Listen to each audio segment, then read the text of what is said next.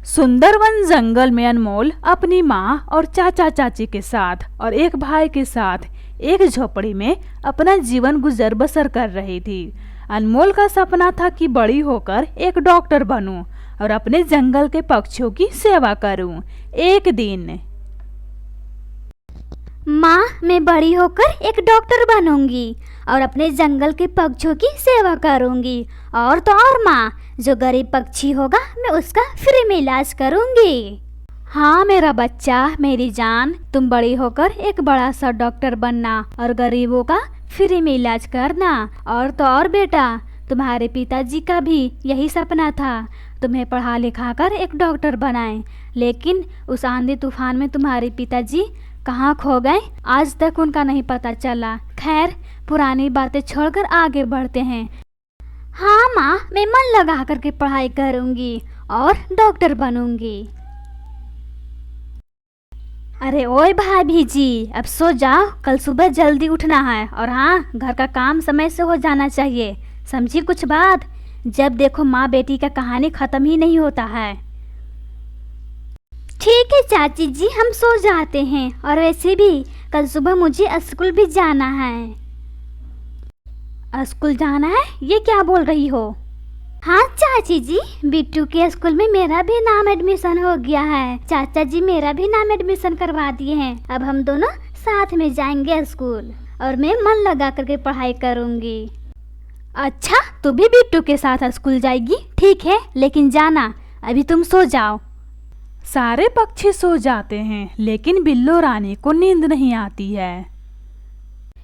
इसका कुछ ना कुछ इलाज करना ही होगा। पढ़ाई करेगी पढ़ाई, वो भी मेरे पति के पैसे से। क्या मेरा बेटा नहीं है जो इस कलमुही पर खर्चा कर रहे हैं? आपसे तो मैं सुबह बात करूंगी। बड़ा खर्च किया जा रहा है ना, मेरे बेटे पर तो इतनी खर्च होती नहीं है। इस कलमुही को तो मैं पढ़ने नहीं दूंगी, इसको बाल विवाह करके ही इसके ससुराल भेजूंगी। फिर सुबह हो जाती है। अनमोल बिट्टू के साथ स्कूल जाने को तैयार हो जाती है। ठीक है माँ, अब मैं चलती हूँ स्कूल, अपना ख्याल रखना माँ। ठीक है बेटा, जा, मन लगा करके पढ़ाई करना। फिर अनमोल स्कूल चली जाती है। इधर बिल्लो रानी बोलती है, का रे भाभी जी, अनमोल का पढ़ाना जरूरी है। मैं तो बोल रही हूँ इसकी बाल विवाह कर दो, ताकि ससुराल में चैन से रहेगी और ठाठ से। एक टाइम के लिए तो हम सबको सोचना पड़ता है, हम सब क्या खाएंगे। और चले हो स्कूल में पढ़ाने, चल जा जंगल में भोजन ला, स्कूल में पढ़ाएगी स्कूल में अपनी बेटी को। ठीक है बिल्लो रानी जी, मैं जाती हूँ भोजन के लिए। फिर गुलाबो भोजन की तलाश में चली जाती है। इधर बिल्लो रानी अपने पति से बोलती है, क्यों भोला जी, इस अनमोल का एडमिशन कराना जरूरी था? आपको इतने से भी अक्ल नहीं है? ये पढ़ लिख कर क्या करेगी? एक तो इसका बाप मर गया है, माँ बेटी पर खर्चा हम लोग को ही उठाना पड़ता है, ऊपर से इस कलमुही के एडमिशन करा दिए। मैं तो बोल रही हूँ इसकी बाल विवाह करा दो, ताकि हमारा खर्च बच सके। और वैसे भी शादी बचपन में हो या बड़ा में हो, इससे क्या फर्क पड़ता है? बिल्लो रानी, अभी हमारे अनमोल की उम्र कितना ही हो रहा है, अभी उसकी उम्र पढ़ने खेलने की है, और तुम बोल रही हो भाभी माँ से बोलकर उसकी शादी करा दूं? देखो बिल्लो रानी, जैसा हमारा बेटा है वैसी हमारी अनमोल भी है, समझी तुम? जब देखो उसके पीछे पड़ी रहती हो। क्या बिगाड़ा है उसने तेरा, छोटी सी अनमोल? अरे ओए भोला जी, तुम्हारी अक्ल ना किसी घने जंगल में गई है दाना चुगने, तभी तो आपको समझ में नहीं आ रही है मेरी बात। क्या मुझे समझ में नहीं आ रही है बिल्लो रानी? तुम ही समझा दो।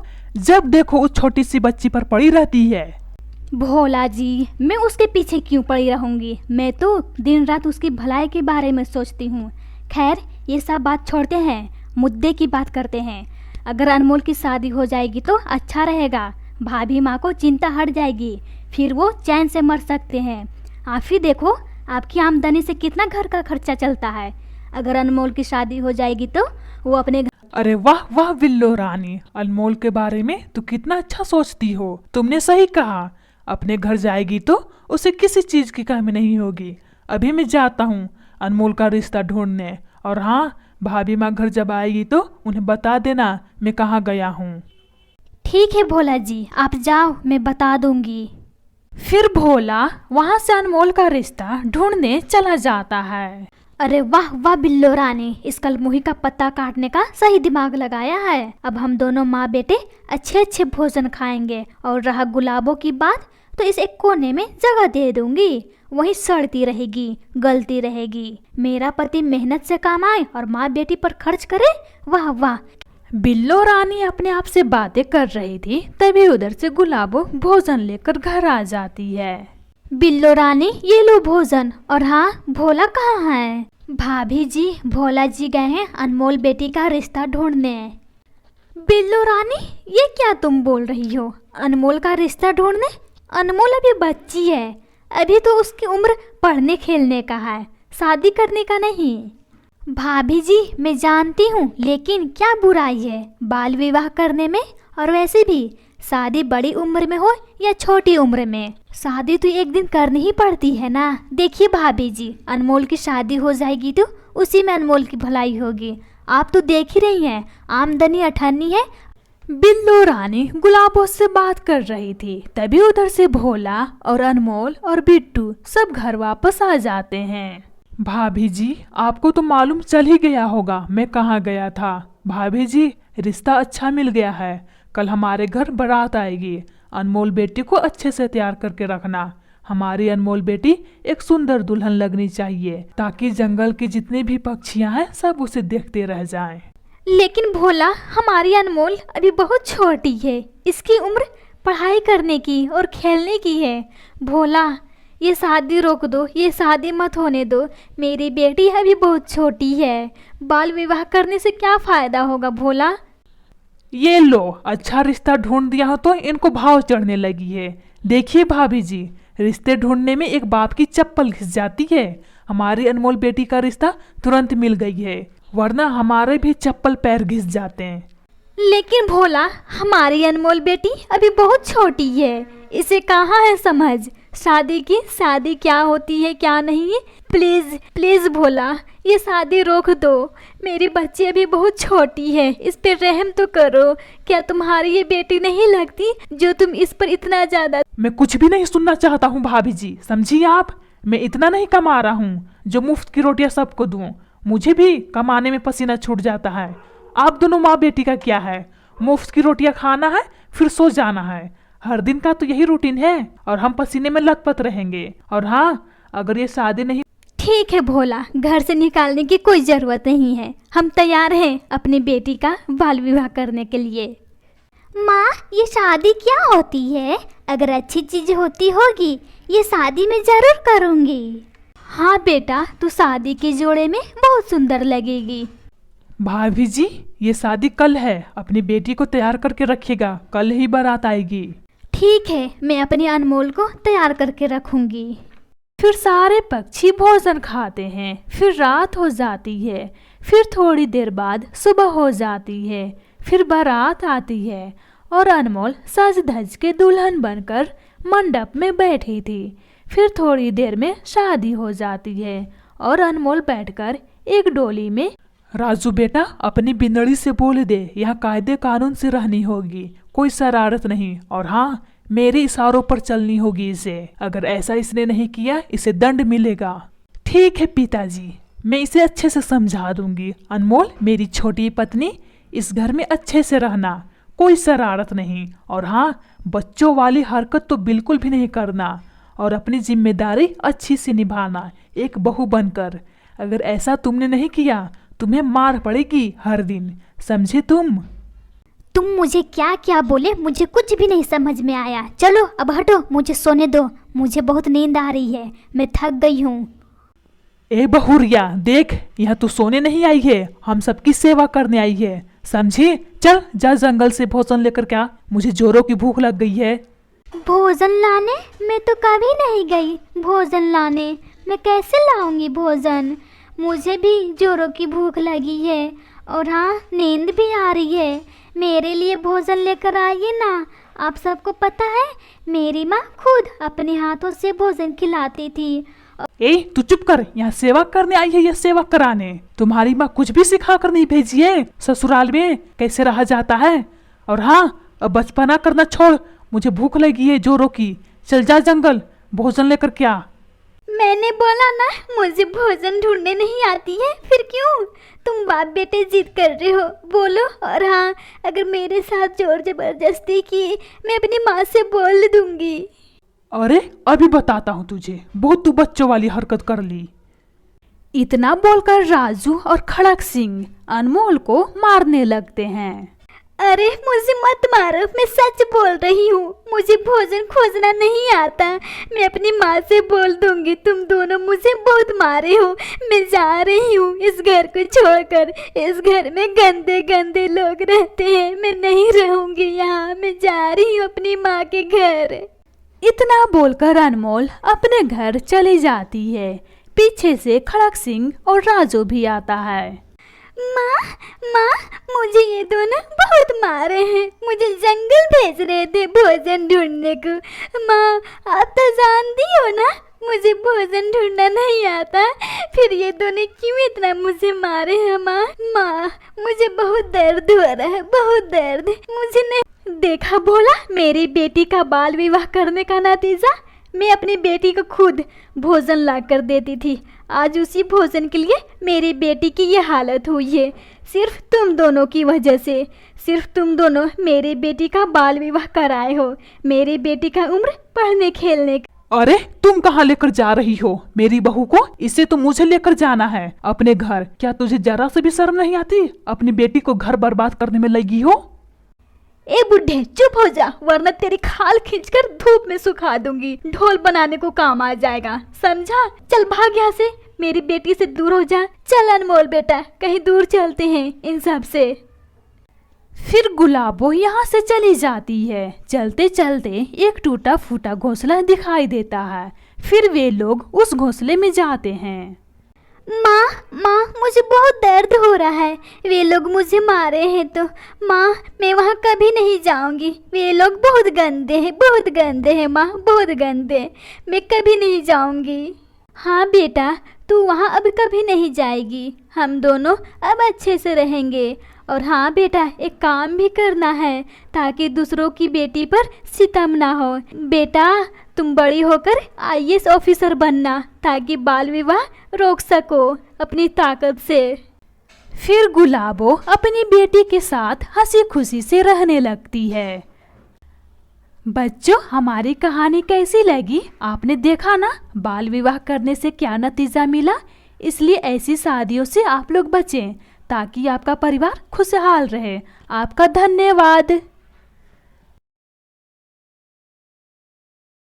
सुंदरवन जंगल में भोला अपनी पत्नी बिल्लो रानी और बेटा दिलबरा के साथ रहता था। और तो और भोला जंगल के सब पक्षियों से बहुत ज्यादा अमीर था।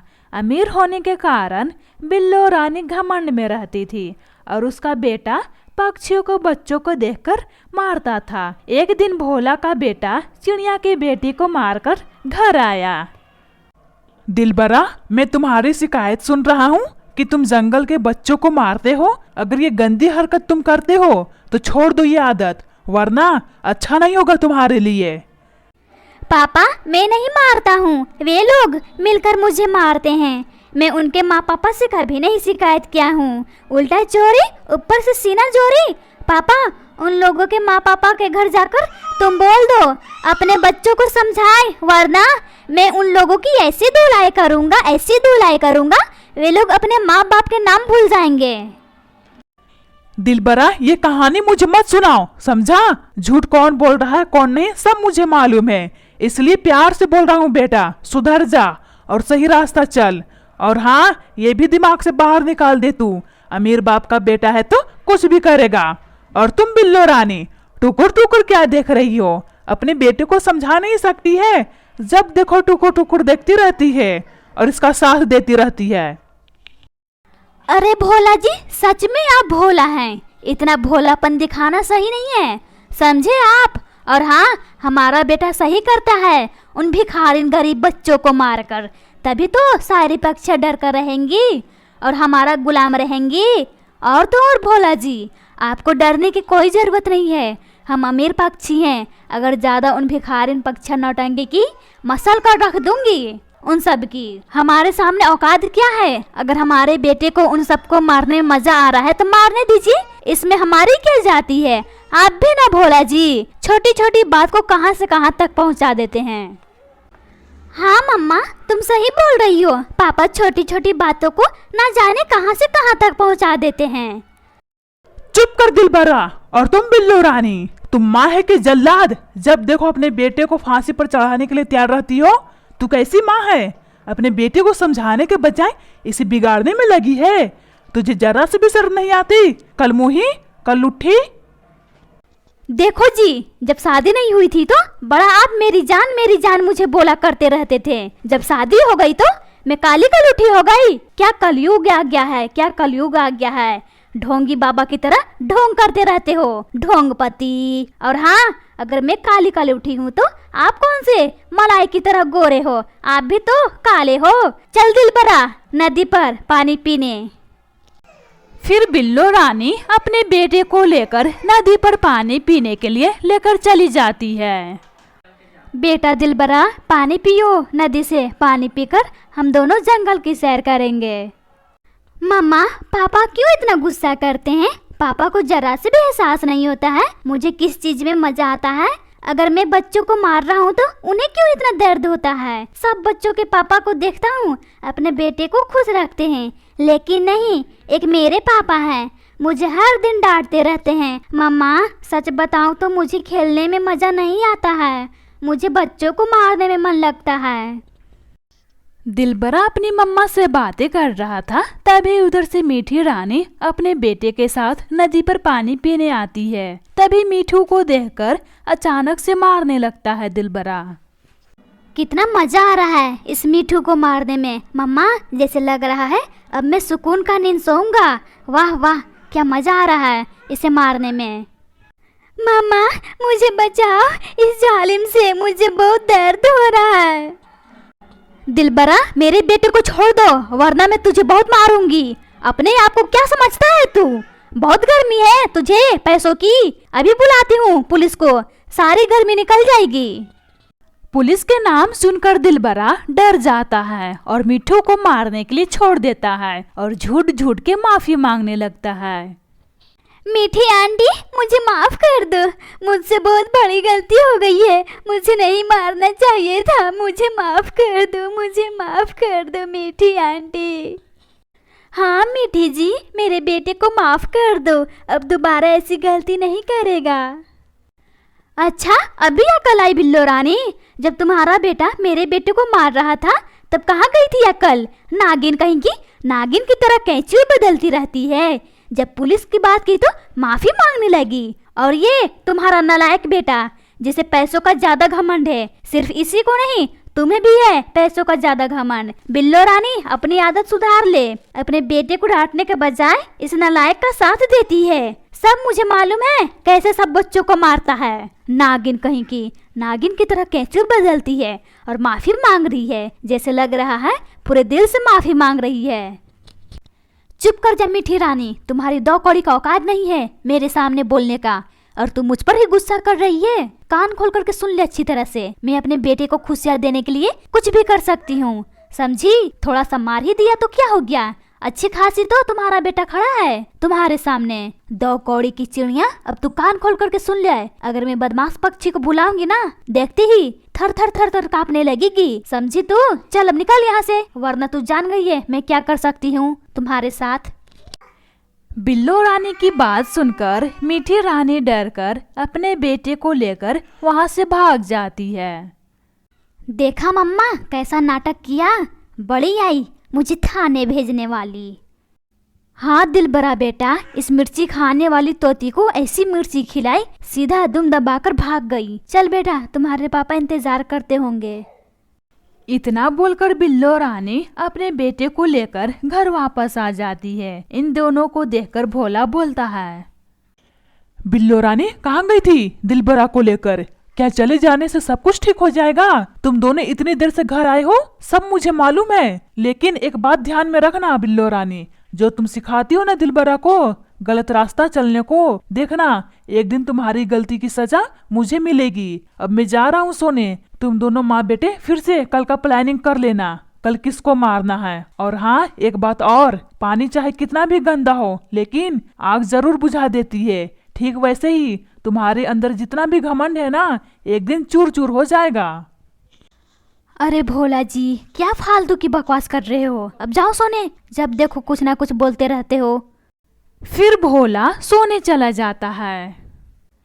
चल बेटा सोने, तुम्हारे पापा को आदत हो गई है हर दिन बकवास करने की। काफी रात भी हो गई है, चल चल सोने। फिर सारे पक्षी सो जाते हैं। फिर रात से दिन हो जाती है। मम्मा, मैं जा रहा हूँ जंगल की सैर करने। ठीक है बेटा, लेकिन जल्दी आना। मम्मा, तुम परेशान नहीं हो, मैं जल्दी आ जाऊंगा। इतना बोलकर दिलबरा जंगल की सैर करने निकल पड़ता है। उड़ते उड़ते एक सुंदर सा जंगल में पहुंच जाता है। वो देखता है चिड़िया की बेटी अनमोल एक सेब के पेड़ पर बैठकर सेब खा रही है। फिर वह तुरंत अनमोल के पास जाता है। अरे भिखारन अनमोल, तुम जंगल में? हाँ, यहाँ तो आना ही पड़ेगा ना, जो तुम इतनी गरीब हो। मैं तो जंगल में सिर्फ मस्तियाँ करने आता हूँ, एक तुम सब हो जंगल में भिखारन की तरह भोजन खाने आते हो। छी छी छी छी छी छी, जंगल में कैसे कैसे भोजन रहते हैं, इन सब पर कीड़े मकोड़े चलते रहते हैं। छी छी छी, ये सब भिखारन कैसी खाती हैं ये सब कीड़े मकोड़े वाले फल। मुझे तो उल्टी से आ रही है। अरे दिलबरा, तुझे क्यों जलन होती है? मैं कहीं से भी भोजन खाऊं, तुमसे तो नहीं ना मांग रही हूँ। चल भाग यहाँ से, मुझे देखा नहीं दुम हिलाकर आ गया। बड़े बाप का बेटा है तो बड़े बाप का ही बेटा रह, समझा? कलमुहा, चल भाग यहाँ से, वरना अच्छा नहीं होगा।